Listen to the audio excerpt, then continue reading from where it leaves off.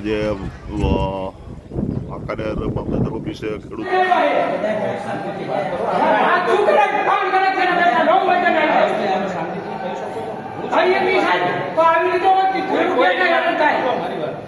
પંદર ગામના ખેડૂતો હોય આવતા સમય લાગે કે ના લાગે?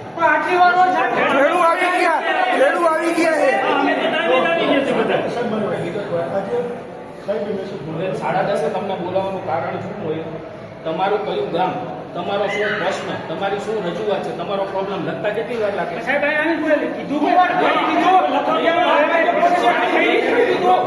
જ ચર્ચા કરું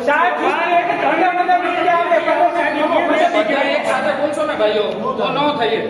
આપણે શાંતિથી એક ભાઈ એક ચર્ચા કરો. હું તમને એટલા માટે જ અંદર બોલાવતો હતો.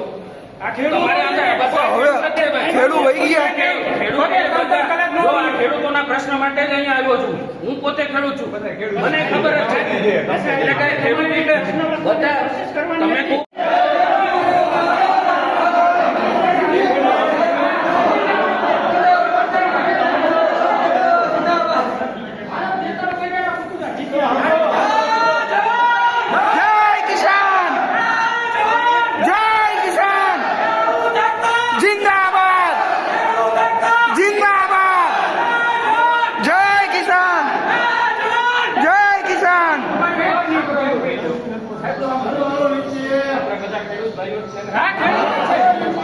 અંદર આવી જાઓ. આપણે જે ચર્ચા કરવાની છે 5 મિનિટ કરીશું.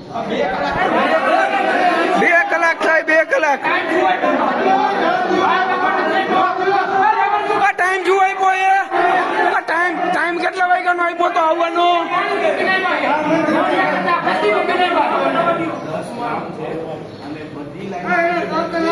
10 ગામ હોય તો એ પ્રમાણે ટાઈમ આપવો પડે ને. જે ચર્ચા કરવાની છે આપણે શાંતિથી જે ચર્ચા કરવી હોય એના માટે આપણે કહું 5 મિનિટ અંદર આવી જાય. તમારી રજૂઆત છે. કલેક્ટર સાહેબ ક્યારે આવવાના છે? તમારી જે રજૂઆત છે, તમારા જે પ્રશ્નો છે એ જ તમારે મને વિગતવાર કહેવાના. અમારે કોઈ પ્રશ્ન જ નથી. અમે પ્રશ્ન આપી દીધા કલેક્ટર ને. અમે બધું કલેક્ટર ને ખાઈ દીધું.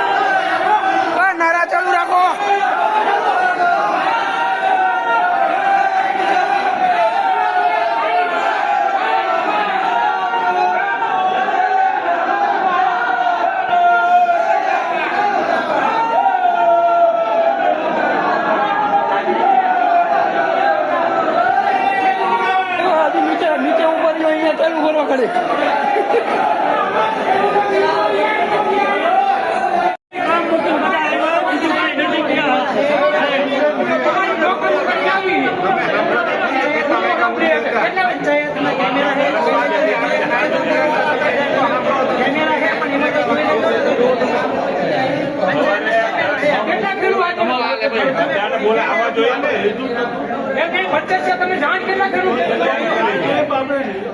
કઈ રીતનું હવે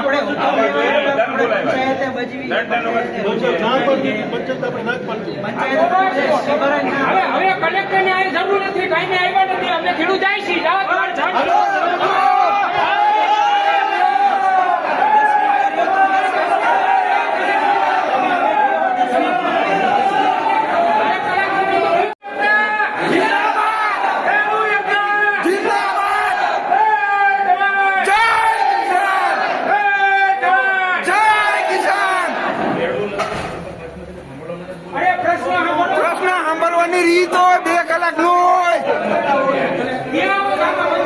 ટાઈમ ની કિંમત હોય તો ખેડૂત ને એનું કામ મૂકીને આવ્યા.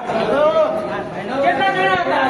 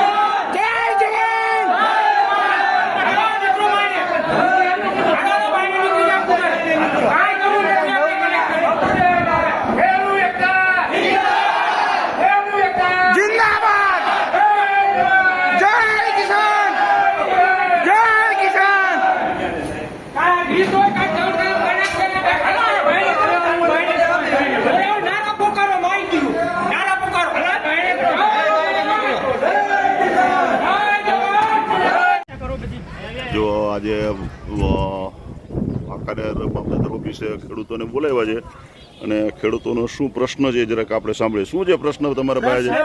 પ્રશ્ન ખેડૂત કલેક્ટર સાહેબે 10:30 નો ટાઈમ આપ્યો હતો અને હજી 12:30 વાગ્યા તો કલેક્ટર સાહેબ આવ્યા નથી. ખેડૂત નવરા છે અને કલેક્ટર સાહેબ પોતે એના ટાઈમ પ્રમાણે આવે છે અને ખેડૂતને પોતેને કલેક્ટર સાહેબે બોલાવ્યા હતા એના પ્રશ્નોની રજૂઆત માટે. કલેક્ટર સાહેબ આવ્યા શેના પ્રશ્ન એટલે શેના એના માટે એટલે તમારે જે લાઈન નીકળે છે એના માટે કલેક્ટરે બોલાવ્યા હતા ખેડૂતને 10:30 નો ટાઈમ આપ્યો હતો. 12:30 થી તો હજી સાહેબ આવ્યા નથી. કલેક્ટર સાહેબ ને એના ટાઈમ ની કિંમત ખેડૂત 2-3 કલાક થી વાઇટ જોવે છે. કલેક્ટર એને ટાઈમ આપેલા ટાઈમે નથી આવતા તો ખેડૂતને આમાં શું કરવાનું? ખેડૂત એના કામ ખોટી કરીને આવ્યા છે અહીંયા, નહીં કે એમનામ આવ્યા. કલેક્ટર ને ટાઈમે ન આવે તો ખેડૂત નું શું પછી આમાં? એમઆરસી ની મીટિંગ બાબતમાં આવ્યા હતા પણ અહીંયા ખેડૂતને બોલાવ્યા હતા તો ખરા પણ અહીંયા કઈ કોઈ જાતની વ્યવસ્થા જ નથી. ખેડૂતને બેહવાની વ્યવસ્થા નથી, કોઈ પૂછવા વાળું નતું. 2 કલાક અંદર બેઠા રહ્યા. કેટલા ખેડૂત આવ્યા? કેટલા ખેડૂત આવ્યા? અમે હાલતા થયા પછી મામલતદાર સાહેબ આવીને એમ કહે કે તમારે ચર્ચા કરવી. 2 કલાક બેઠા હતા, કોઈ નથી, કોઈ પાડ પૂછ્યા નથી, આવ્યા નથી, કોઈ કામની ચર્ચા કરી. પછી કે અમારે પ્રશ્ન કે તમને પૂછવાના હતા કે હવે 2 કલાક બેઠનાનું પૂછ્યા. કલેક્ટર આવવાનો ટાઈમ 11 વાગ્યાનો હતો, 10:30 થી બધાને બોલાવી લીધા. કલેક્ટરને કોઈ હતા પતા નથી. ખેડૂતને કેટલી વાર રોકાઈને બેસી રહેવાનું? બધા ખેડૂત પોતાની વાડીએ પાણી મૂકીને આવ્યા છે, જવાન રેઢા મૂકીને આવ્યા છે, ટ્રેક્ટર રાખવાનું મૂકીને આવ્યા છે, બધું છોડીને આવ્યા. રેવન્યુ મંત્રી સાહેબ 15 મિનિટે આવે કેવા કે હમણાં કલેક્ટર સાહેબ 15 મિનિટે આવે છે, 15 મિનિટ પછી આવે છે. એમ કરતા 12:30 વાગ્યા તો કલેક્ટર સાહેબ આવ્યા નથી. બરાબર. પછી ખેડૂત આવે 15 મિનિટમાં આવે, ટાઈમ જ દીધા રાખ્યો. ખેડૂત કેટલી વાર વાઇટ જોવે? બધા ટાઈમ ખોટી કરીને આવ્યા.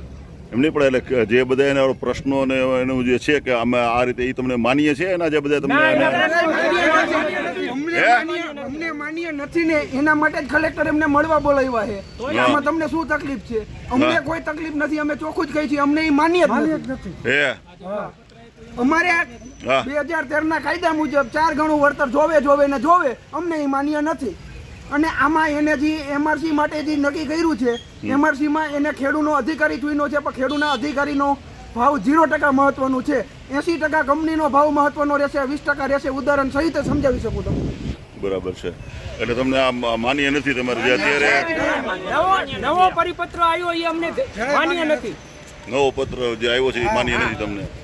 શું માટે બોલાવ્યા હતા અમને. બરાબર છે. તો જ્યાં હા અમુક જગ્યાએ પોલ ઉભા થઈ ગયા, અમુક જગ્યાએ ખાડા થઈ ગયા. હવે એમએલસી રચવાનું એનું કારણ શું? એમ સરકારનું પ્રેશર આવ્યું, શું આવ્યું એ કોઈને ખ્યાલ નથી. બરાબર છે. એટલે ખેડૂતને ગુમરાહ કરવા જ માગે.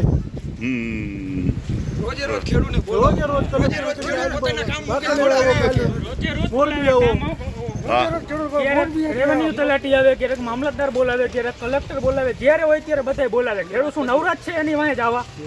અમે બધી રજૂઆત પેલા કરેલી આ રહ્યા, જો કાગળિયા આ રહ્યા અમારી પાસે, કલેક્ટરના બધા આ રહ્યા. અમે જે રજૂઆત કરીને ટોટલ કાગળિયા છે, તોય હજી અમને શું લેવા બોલાવે છે? ઘડી અમે બધા મુદ્દા દીધેલા છે અમે એમને. વારી વારી બોલાવવાનો મતલબ શું છે? કાલે કલેક્ટર સાહેબ ને બધા મુદ્દા હેરાન પરેશાન જ કરવાના ને. આવેદન પત્રમાં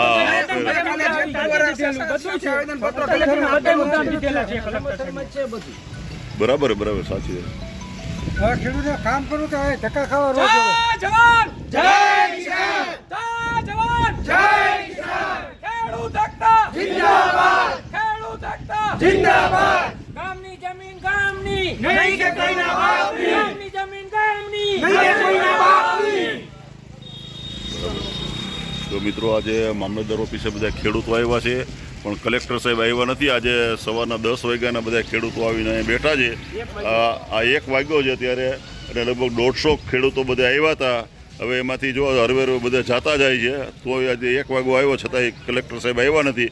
તો એક તો પોતાને કામ કઢાવું થાંભલા નાખવા છે અને બધા ખેડૂતોને આજે પાણી મૂકવાનું જે બોલવું હોય એ પડતું મેકી અને બધા જ ખેડૂતો આજે આવ્યા હોય અને કોઈ સામું જોવાવાળો નથી. આજે આ ખેડૂતોનો તમે કહો છો કે ખેડૂત જગતનો તાત છે, પણ આમાં તાત ક્યાં છે? આમાં તો કંઈ છે જ નહીં, તમે જોઈ શકો છો.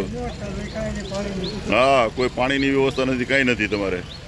એટલે જે અત્યારે જે આ જે છે એ માન્ય નથી. બરાબર ને? બરાબર બરાબર. ઓકે.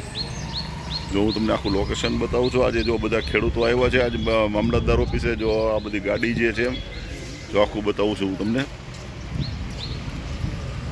જો આ પણ કોઈ કલેક્ટર સાહેબે બધાને બોલાવ્યા હતા, પણ 150 જેટલા ખેડૂતો વાંકણે આવ્યા હતા, પણ કોઈએ કલેક્ટર સાહેબે આવવાની તસ્દી લીધી નથી.